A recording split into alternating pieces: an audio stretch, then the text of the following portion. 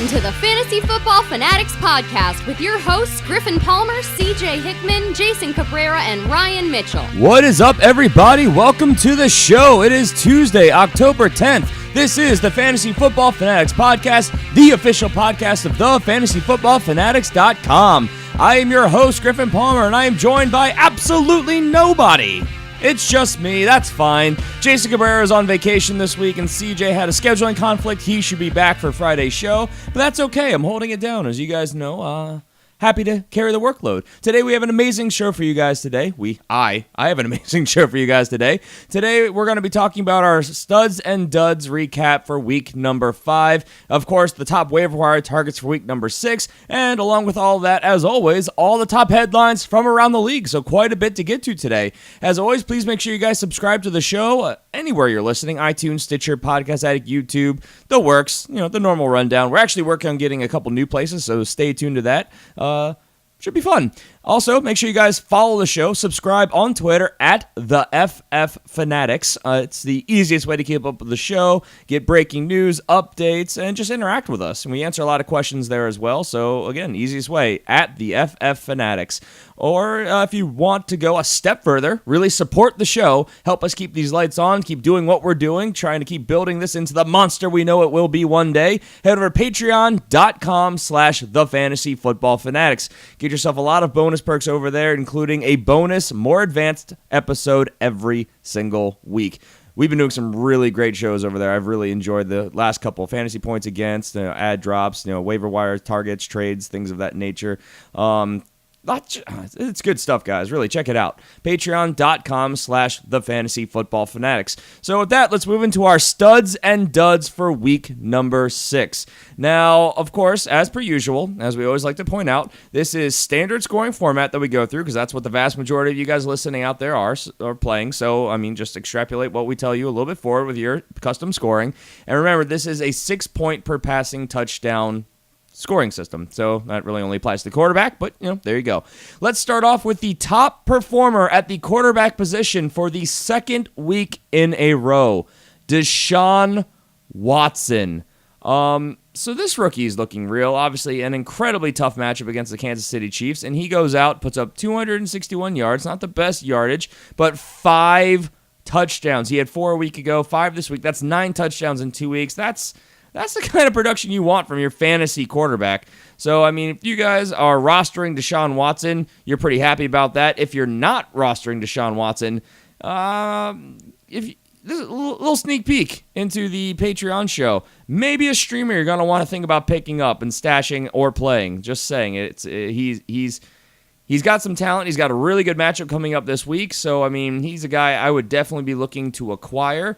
I'm not going to say that he is a locked and loaded every single week starter, but, he's you got to ride those hot hands, and he is looking really good. So, 45.54 fantasy points and 6 points per passing touchdown league. So, that's a week-winning performance no matter how you look at it. He was 10 points higher than the next quarterback on this list, Dak Prescott. And, man, when the Packers and the Cowboys play, that's a really good NFC game. The last 2 times now, fantastic game of the year caliber games. Dak Prescott goes off for 35.74 fantasy points. He went 251 yards, 3 touchdowns, also rushed 1 in, so 4 on the day. And he did that on 25 passing attempts, so very good production there. And then Carson Wentz getting it done. 35.26 fantasy points against the Cardinals D, 31 for 30, 304 yards passing, 4 touchdowns. What is there to say? Fantastic performance all around. So, yeah, let's move on to the running back position, where we start off with a guy who, man, he is looking more and more legit with every single passing week, and that is, as advertised, Leonard Fournette. Now, the passing totals were exactly what we had heard here. Leonard Fournette got the ball an astronomical amount of time, and 28 rushing attempts. And I believe if I go back and check the stats, they ran the ball 18 times consecutively to end the game. So good defense, running the ball, 5 picks on Ben Roethlisberger. That's what the Jags have been saying they want to do. They want to control the clock, run the ball, play good D, and that's what they did here. I mean, Blake Bortles, a really bad performance because he didn't have very many passing attempts. So Leonard Fournette goes off on 28 attempts for 181 yards and 2 touchdowns. So, I mean, monster performance, and some of those runs were just insane. So, great performance there, and further proving that the Pittsburgh Steelers defense is one that you can run on. Melvin Gordon, your number 2 running back on the week, getting it done on 20 rushing attempts for 105 yards. Did not score on the ground, but he also went 6 for 8 receiving for another 58 yards and 2 receiving touchdowns. So, Melvin Gordon, impressive performance. And then Jerick McKinnon. If you guys were with us last week, I talked about this. Latavius Murray is the guy who's the obvious next choice, but Jerick McKinnon, he has had a role carved out in that offense, a gadget player, and he got it done. 16 attempts was all it took to go 95 yards and a rushing touchdown. Also another 6 receptions for 51 yards. Latavius Murray, he has been banged up. He's not 100%. He's still kind of coming back from that ankle surgery he had during the offseason. So, I mean, Jerick McKinnon getting the nod and getting the production, and, I mean, potentially looking like he's got a role carved out going forward. Obviously, Dalvin Cook done for the year. Let's move on to the wide receiver position, where we start off with DeAndre Hopkins. Will Fuller looked really good, but DeAndre Hopkins, for fantasy, he got it done. 4 for 12. So there's the volume that I preached for a very long time. Not the most efficient wide receiver, but with volume, he gets it done. 4 for 12 for 52 yards. Not exciting, but 3 receiving touchdowns. That's a week-winning performance right there. Good for 23 points. I mean, you'll take that all day, every day. A.J. Green came in right behind him, and he could have had a much bigger game. But, I mean, still, this is what we like to see out of A.J. Green. Always a high-yardage guy, but getting those touchdowns consistently right now. 22.9 fantasy points, 7 for 13. Again, not great. Better than DeAndre Hopkins, but not great. But he went for 189 yards and 1 touchdown. If it wasn't for that fumble that he had, he would have been the top wide receiver on the week. And then coming back from the hospital, borderline murdered on the field last week, and now putting up a top performance at the wide receiver position, Davante Adams. 7 for 11 was all it took for him to go 115 yards and a touchdown. Look, I said Randall Cobb was my start of the week, but I put the contingency out there that was if Davante Adams did not play. He traveled with the team, which looked good. We tweeted out about that. I think I put out a whole thread on my Twitter account, and then he suited up, he played, and he looked good. So, I mean, Davante Adams, as much as the other guys give me crap for this, and as much as I really despise the inconsistencies that come with Davante Adams being an owner of him and playing him every week, because he gives you those up-down weeks. He has this ceiling, especially being a big red zone threat in a Green Bay Packers offense led by Aaron Rodgers. So, I mean, this is any given week, which is why I had him as a low-end wide receiver 1, high-end wide receiver 2 coming into the season, depending on your personal rankings. And then let's move on to the tight end position, which... oh, man, the dumpster fire is real. 3 names that none of you would have expected to see. For starters, we find ourselves talking about Ed Dickson. Ed freaking Dickson. Of course, I know all about Ed Dickson because he comes from Baltimore. He was drafted to be a Baltimore Raven. Never really materialized. Every time he got an opportunity, he either fumbled the ball left and right, or he just dropped everything going his way. But, I mean, hey, here he goes. 175 yards, seeming to carve out a role in this offense. Caught all 5 passes going his way. He didn't score, but, I mean, 175 yards, enough to get it done at a tight end position, which is just abysmal. Darren Fells came in next. 2 for 2 was all it took for him to go 24 yards and 2 touchdowns. Now, if you're wondering who Darren Fells is, he is a tight end for the Detroit Lions. And I know you're thinking, well, what about Eric Ebron? Well, Eric Ebron is suffering from something that is just infuriating to me, and that's the inability to catch anything going his way. He's dropped a number of passes, a couple touchdowns this year, and I mean, I'm the biggest Eric Ebron fan of this show, and even I am starting to have my patience waning on him. So, I mean, hey, if he's not getting it done, Darren Fells. Now, am I rushing to pick up Darren Fells? No. Not even a little bit. I mean, 2 catches. He's not getting a lot of volume. Turned that into 2 touchdowns. But if you look back throughout the season, yeah, he's trending in the right direction. He went from 0 to 0.3 to 0.8 to 4 to now 14.4. So, I mean, if you want to read it that way, sure. A great matchup against the Saints next week. given. But, I mean, he's just not getting a volume share that makes me comfortable starting this guy. It's incredibly boom. Like, if you roll him out, you're hoping for a high ceiling game or a 0-point floor. And that's how wide the possibility and range of outcomes is for him. So, I mean, something to keep an eye on, but I am not rushing out to get him right now. Also, George Kittle. Also probably wondering who this is. He is a tight end for the San Francisco 49ers. He went 83 yards and a touchdown this week. Now, this is a guy who's getting a little bit more volume and target share in the offense, and he's been not great. Don't get me wrong. This is his first touchdown of the season. His first game breaking 35 yards. He went for 83. Great matchup against Indy. He's got a tougher matchup against Washington next week on the road. Not a great schedule for the 49ers going forward. Look, if you're in a 2 tight end league, if you're in a situation where you need a tight end, I mean, I've got to assume there's better options on your waiver wire. But, I mean, I won't fault you for trying to chase the points and riding the hot hand and staying in the flames and all those expressions that you hear all around fantasy circles. But I would temper expectations. I do not expect him to go out there and put up a top 3 tight end performance next week. It's just incredibly unlikely. It was a good matchup. So, yeah, with that, let's go ahead and move on to... This is the part where we all, of course, sympathize with each other. The duds of the week. The stars who let you down. And we have to start with Ben Roethlisberger. 2.58 fantasy points. 5 interceptions will do that to you. When I was crunching the numbers in my head while I was following this game, I was honestly surprised when I found out that he had a positive score. I thought for sure he was going to go negative based on his yardage. But, yep, 2.58 fantasy points, 5 interceptions. That'll do it to you. I mean, yes, they were at home. Jags defense is looking more and more real, and this was what they did last year, too. The defense got better as the season went along, and I feel like this happens with most defenses. They gel, and they, especially with a lot of new pieces, younger pieces, they start to get a better feel for each other, and they become faster and more efficient throughout the season. So, Jags could be legit. I'm not going to say that they are a contender for the Super Bowl or anything, but, I mean, they are definitely a matchup to prepare for, be worried about, and to respect week in and week out if you are the opposing team.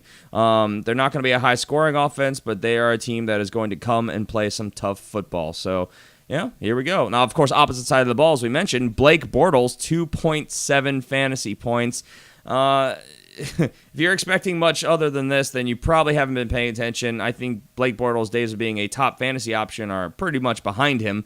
I mean, he had 8 completions on 14 passing attempts. He threw the ball for 95 yards in what was, it wasn't a blowout, but it kind of was, a 30-9 win over the Steelers. So, I mean, this is what you expect from a team, especially, I always say pack your run game when you're on the road. They were on the road. They're at home against the Rams, and this could be have the need to be a higher scoring game, but it's he's spot startable, but this is Blake Bortles. Look, he's lost his number one weapon. They took away his big playing tight end. Obviously, they got rid of Julius Thomas.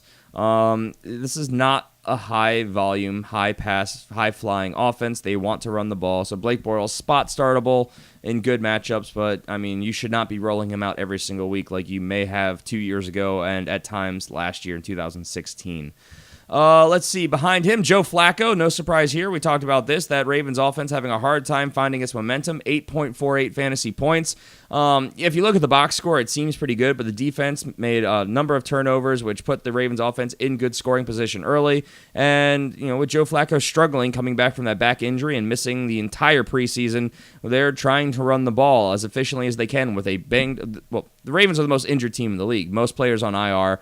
And that offensive line is incredibly banged up. They're on their 3rd, 4th string running backs. So, I mean, but they're still trying to run, which shows to me a lot in that passing game. Joe Flacco had some great deep shot completions, and I like the future for him in good matchups, but he is what he's been for years, a spot start quarterback, a bye week streamer. He's not someone you're rostering and playing every single week. A couple other notable names that let you down. Jay Cutler, yet again, in another great matchup, 8.48 fantasy points, and I guess you kind of have to reserve yourself to thinking that that's the way it's going to be throughout the year. Did lose Devontae Parker really, really early in the game to an ankle injury, and we'll talk about that a little bit later on, so he lost one of his favorite targets, but you still expected a better week than this. Tyrod Taylor, 10.94 fantasy points. Russell Wilson, 13.52 fantasy points. And Tom Brady, we talked about this a little bit on Friday's show, going out and putting up a very disappointing week based especially on what he's done the last couple weeks where he's been one of the top 3 performers. 14.62 fantasy points. That Bucs defense, I mean, look, they've got great pieces, but they're banged up. He should have done better than this. They're missing a lot of key contributors right now. But again, a short week, and that's the downside to Thursday Night Football. Let's move on to the running back position, where we start off with Jamal Williams. Yes, Jamal Williams played, but he did not get the opportunities here. He went for 0.1 fantasy points. Oh, if you started him, I'm sorry. I in necessity in one league where I am absolutely decimated with injuries, I played him. I won all my leagues this week, but that was a close one because of that position. My number 2 running back letting me down pretty severely. Or did I start him in the flex? Doesn't matter. Either way, I started him.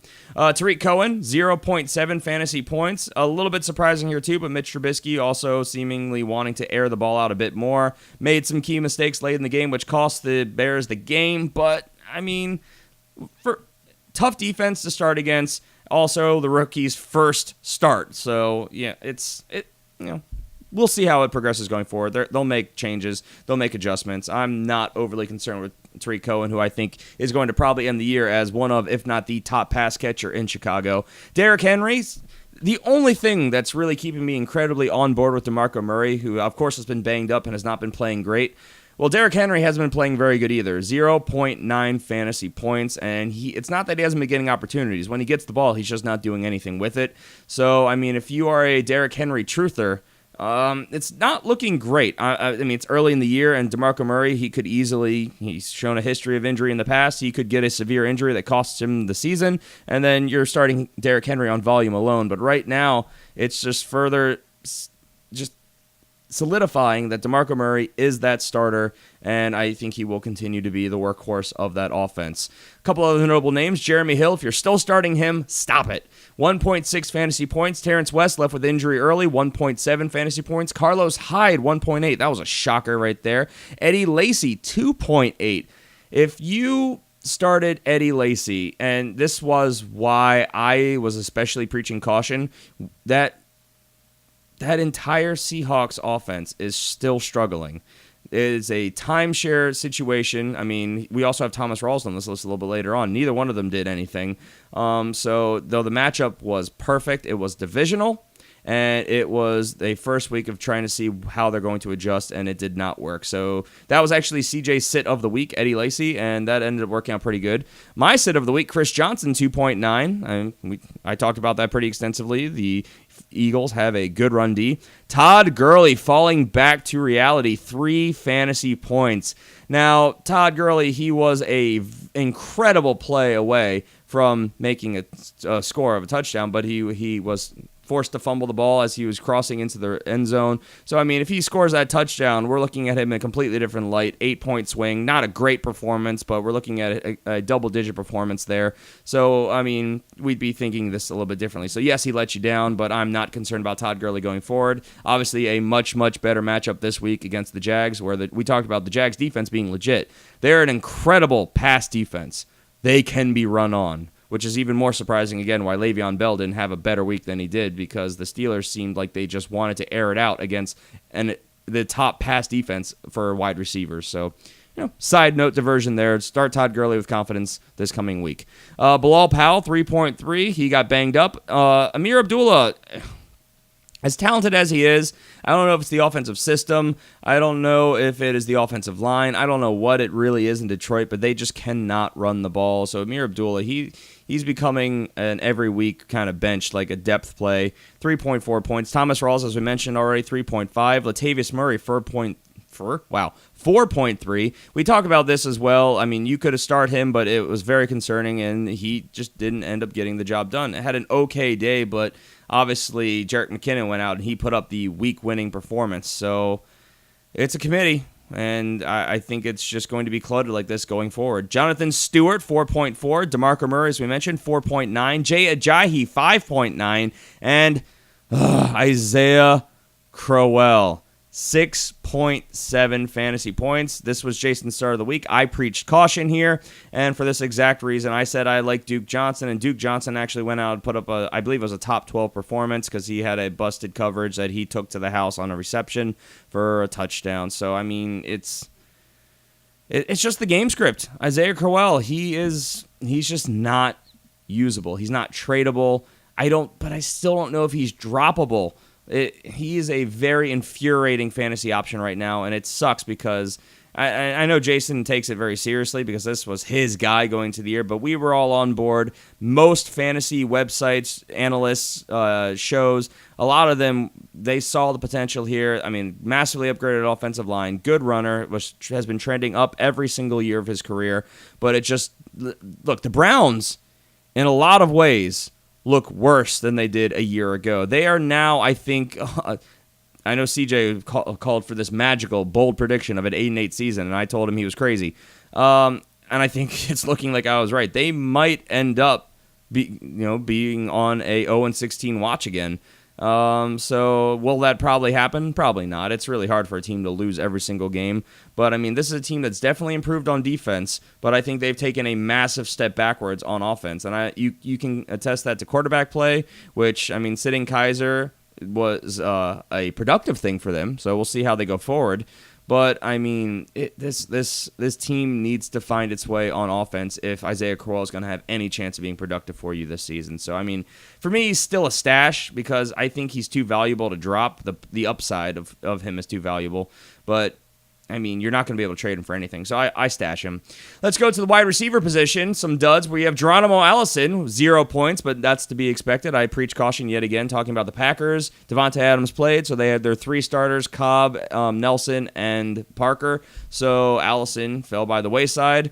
Stephon Diggs, 0.4 fantasy points. The quarterbacks really struggled in this game on Monday night. I'm sure you guys saw it. Devontae Parker, as we already mentioned, 0.6. He left in the first quarter. So, I mean, that's tough, but, what are you going to do? You can't predict injuries. Amari Cooper, my sit of the week, yet again a dud. He just barely missed the bottom 3, 0.8. We've talked extensively about what to do with Amari Cooper, and my opinions have not changed. You're basically stuck with him.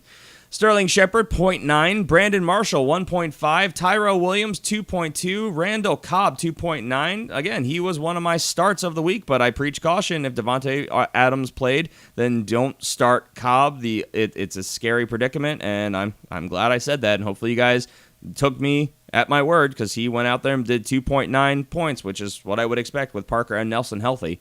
Rashard Matthews, 3.1. Alshon Jeffrey, 3.1. Dante Moncrief in a great matchup, 3.2. He's such a disappointment this year. Same with Eric Decker, 3.4. Martavis Bryant, 3.4. Not surprising here. Again, tough defense against the pass. Doug Baldwin, 3.7. Jeremy Maclin, 4.3. Cooper Kupp. Cooper Kupp. If he had just caught that third down touchdown to end the game, the Rams win, and he has a fantastic fantasy performance, but was not meant to be. Couldn't haul it in, so 4.4 points. Adam Thielen went for 4.5. Again, the team struggled. It was a divisional matchup. Some decent defense played. The quarterbacks weren't playing well in Minnesota on Monday Night Football. Golden Tate, 4.8. Mike Evans, 4.9. But, we talked about that on Friday's show. Larry Fitzgerald, 5.1. They seem to sell out to really shut him down. Marvin Jones, 5.6. Keenan Allen, 6.7. I'm not concerned about Keenan Allen. He's getting the volume. And Tyreek Hill, 6.8. Can we just talk for a second about also why Tyreek Hill is fielding any form of kick? He wasn't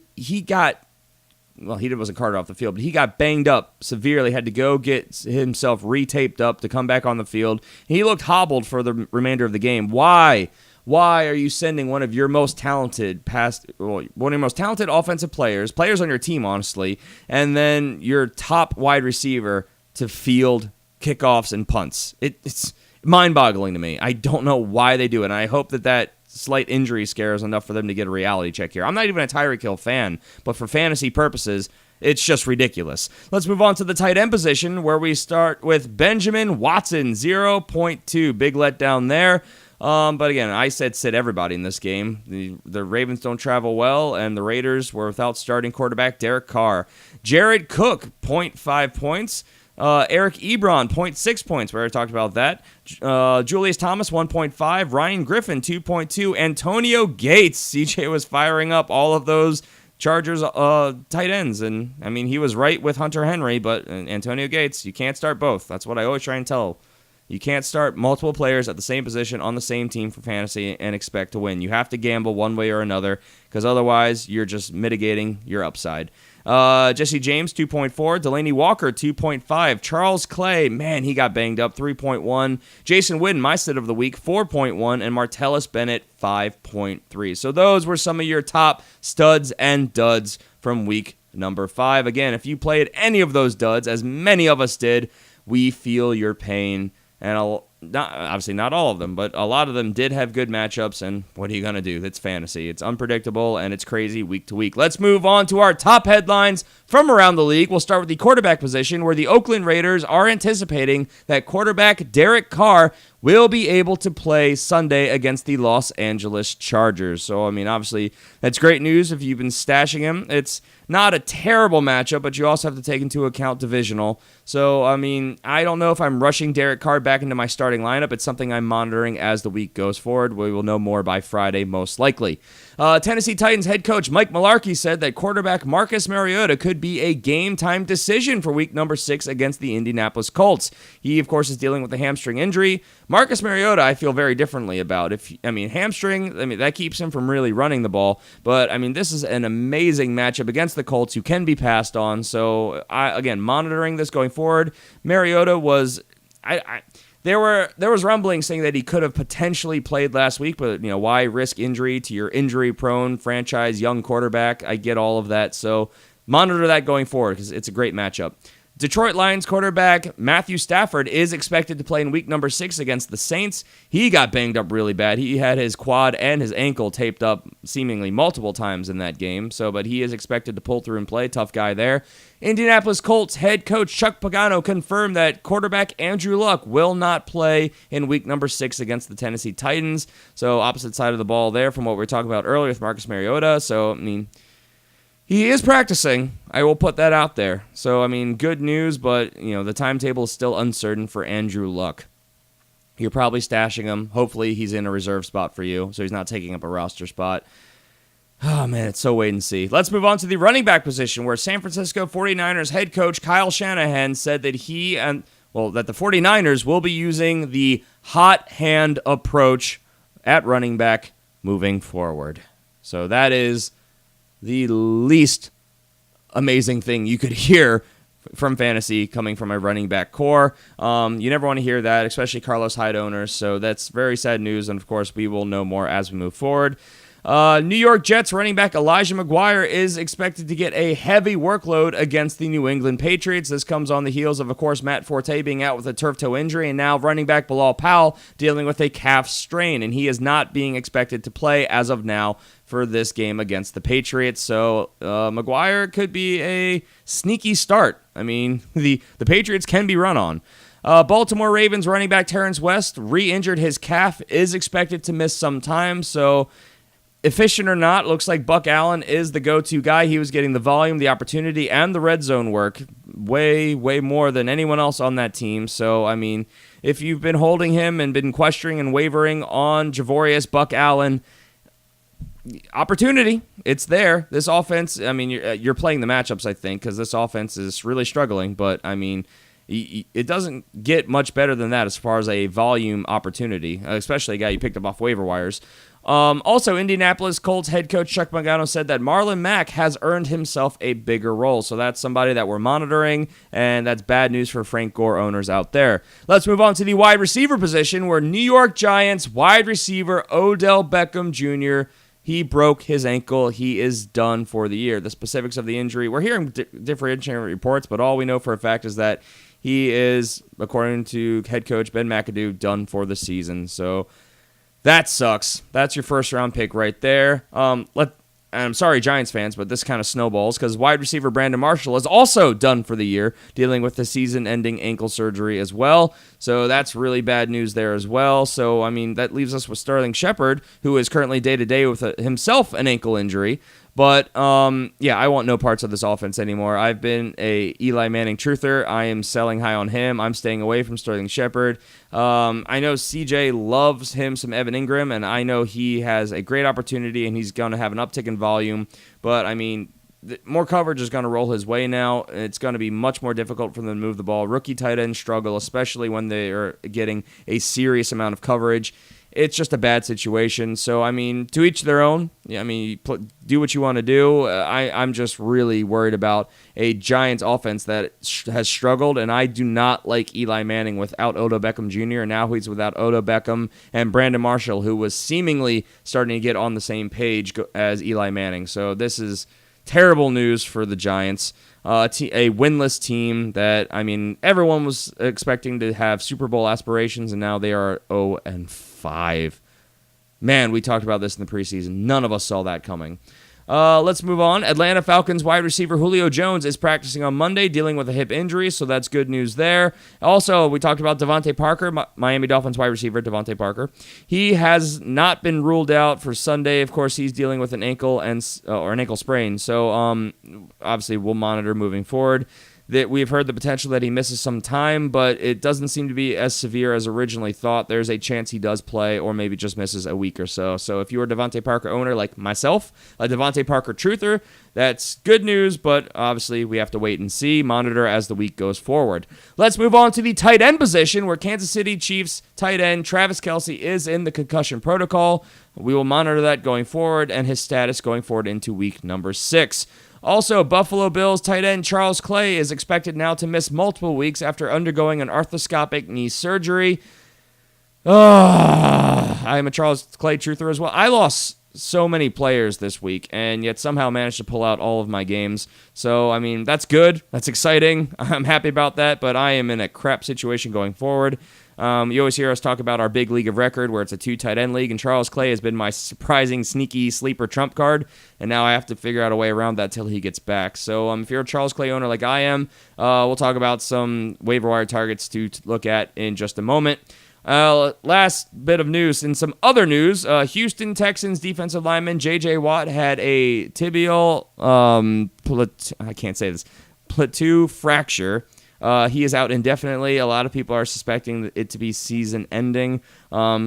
Getting extra opinions. I mean, obviously we'll update you as we know more, but the severity of it seems to be a lot more severe than other people who have had it and been back in just a few weeks. Also, the Tampa Bay Buccaneers have a new kicker, Patrick Murray. So third time's a charm, right? He has previously kicked for the Saints and the Cleveland Browns. So with that, let's move into our topic of the day, which is our top waiver wire targets for week number 6. Now, Jason is on vacation, so we don't have waiver wire targets for him, but we do have ones for myself and CJ. And we're going to start, as always, at the running back position. And my top target is Aaron Jones, Green Bay Packers. Now, I'm going to preach caution, as I do with these very tricky situations. There are 2 other running backs there, of course. There's Ty Montgomery, there's Jamal Williams. But Aaron Jones went out there and he showed a flash that we have not seen in the Green Bay offense at the running back position in a very long time. I think he just solidified himself a starting role. He may not be the lead back. He may not be the full-time workhorse. It may be a committee, but he is a guy who is definitely worth rostering because there is a lot of upside there, and we don't know in what way they're going to shape their offense. So he's definitely a guy worth a stash. Very good this past week and some decent matchups down the road. Aaron Jones, we thought would be a spot start kind of guy, but I think he has earned himself a portion of the offense. So I would be going after him with decent amount of effort, to be honest. CJ's guy is Andre Ellington. We talked about this a bit in the past. Chris Johnson, great running back. at one time in his career, 2,000-yard rusher. He's okay now, but he's very much over the hill in a lot of ways. And when the team is down, of course, they're passing more. Andre Ellington is that lead pass-catching running back. So he is going to be getting a lot of the volume. He's in a lot more during these late drives, and that's the guy, therefore, you want to roster, because by the time it's all said and done, he's the one getting the volume. And, honestly, he's getting a decent amount of snaps as well. So Andre Ellington, CJ's target of the week. And then a bonus one, just because Jason isn't here, I'm going to throw out Elijah McGuire. As I talked about already, looks like he's going to get a heavy workload against the Patriots this week, and that's a great matchup. So if you're looking for a streaming option at the running back position, not an every week starter, not a guy that I'm spending a lot of fab on or burning my waiver priority necessarily for, unless you really need to win this week, but a great matchup. So Elijah McGuire is a guy I'm looking to pick up for week number 6. Let's move on to the wide receiver position, and one guy I am targeting at the wide receiver position is Mike Wallace. Now, I know, homer pick. I know that the Ravens offense is atrocious. I know it all. Trust me.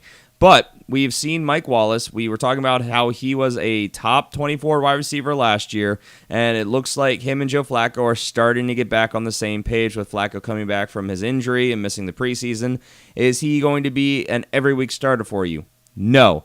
But what he is an upside flex option guy, and he had a number of deep passes. He's had a lot of deep targets this season so far, but they haven't been connecting.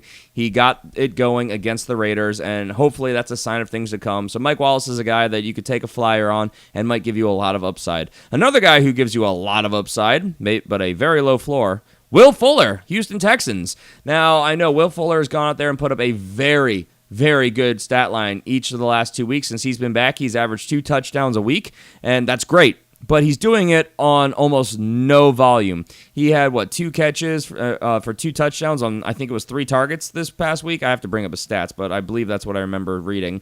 So again, not a great volume share, so I do preach caution here, because I think this is the anomaly when he falls back to the mean, when Deshaun Watson falls back to reality a little bit. Will Fuller is a guy who is going to probably be the one who takes that big hit. So, again, I think he's flex-worthy. I think he is, obviously, if you need a big boom production in a week to win a week, he's a guy that you could slide right in there. But I'm not starting him week in and week out. 2 weeks of production is great, but it's not enough volume for me to be comfortable with. And then another guy I'll throw out, just because, again, Jason's not here, I'm throwing out Roger Lewis. You're probably wondering, who the heck is Roger Lewis? He is a wide receiver for the New York Giants. Now, I already said that I'm running away from this Giants offense, but you're looking at a guy who now, with 2 starters going down, is all of a sudden looking at a decent volume share in this offense. So if you're looking for a guy who you can pick up, who I guarantee you is available, he's owned in less than 1% of leagues, this is a guy that you can grab, and he's going to give you a decent volume, especially as you're streaming through the bye weeks. So Roger Lewis, a guy that's worth an add in deeper leagues. Let's go on to the tight end position, where I'm going to keep preaching Austin Seferian-Jenkins. I had 2 sleeper tight ends this year that I was locked and loaded into that most people weren't talking about. One was Charles Clay. He just went down, so I'm back on the Austin Seferian-Jenkins bandwagon yet again this week. And the reason is obvious. He's getting a vast portion of the target share in the Jets offense. He's been very good since he's been back, and I think that continues to be the case in a position that has just been a wasteland. He has not put up a dud week since he's been back from his suspension. I like Austin Seferian-Jenkins in deeper leagues. He's a guy I feel comfortable starting week in and week out, especially in deeper leagues, because he's going to get you at least a decent floor. And honestly, with the way the tight end position is going, if you can get 5 or 6 points from your tight end, that's a good week. Obviously, the ceiling is in double digits, but if you can get 5 or 6 points, that's a lot better than a lot of these tight ends, as we listed off this week, who we had, 1, 2, 3, 4, 5, 6, 7, 8, 9, 10 that didn't even score 3 points that were of note. Of course, there are plenty of other ones that didn't either. CJ's guy, he's still on the Evan Ingram bandwagon, and I get it because, again, more volume, bigger target share of the offense. I get all that. He's really a wide receiver playing tight end, but, I'm worried about the not the volume. I'm worried about the coverage rolling his way more and how he's going to adjust to that. It's scary to me. But again, I threw out Roger Lewis earlier, so Evan Ingram's a guy who's definitely worth playing, and we'll see how it all shakes out. But, I mean, his situation got a lot more scary to me. Volume increased, but I think his ceiling honestly dropped a bit. And then just a bonus guy to throw out there yet again, because we want to make sure we give you guys at least 3 top targets. Ryan Griffin, who I've talked about in the past. Deshaun Watson's been very good through 2 weeks, and Will Fuller has been very good because of that. But I think if Will Fuller starts falling back to reality, Ryan Griffin is a very good pass-catching tight end for them, and I think that his opportunity will increase, especially going forward, especially as coverage continues to roll Will Fuller and DeAndre Hopkins' way. So Ryan Griffin is a guy that I like as still a sneaky ad. He's not owned in a ton of leagues, and in deeper leagues, 2 tight end leagues, he's a guy who I feel comfortable picking up, having a decent floor, and obviously the upside is there in an offense that has been scoring a lot. Deshaun Watson, one of the top 3 quarterbacks on the season. Just putting that out there. So, yeah, that's going to do it for us today. Please make sure you guys tune in on Friday when CJ will be back, and we will be talking all of our top starts and sits for week number 6. As always, please make sure you guys subscribe to the show on Twitter at the FF Fanatics, and really subscribe to the show wherever you are listening as well, and then we come right to you. We're here all season long, all year long, every Tuesday and Friday, or if you want a bonus show, head over to patreon.com/thefantasyfootballfanatics, where we cover a bonus episode every single week, and we've got a fun one this week. We're going to be talking about players that we're getting a lot of questions on, and we're going to be playing a game which we see people talk about a lot in fantasy circles among analysts, and we're going to be talking about if we want to keep these guys, stash them, or play them. Do we want to cut those guys, or are they trade-worthy? What's the best course for a lot of players that people are having a serious dilemma on? So keep Trade Cut on the Patreon show this week. Should be a lot of fun. And, if you want to follow us individually, again, the show at the FF Fanatics, but I am at G Palmer FFF. So, all right, we are out of here. Everyone, take care. Have a great week, and we will see you on Friday if we don't see you for the Patreon show. Bye. Life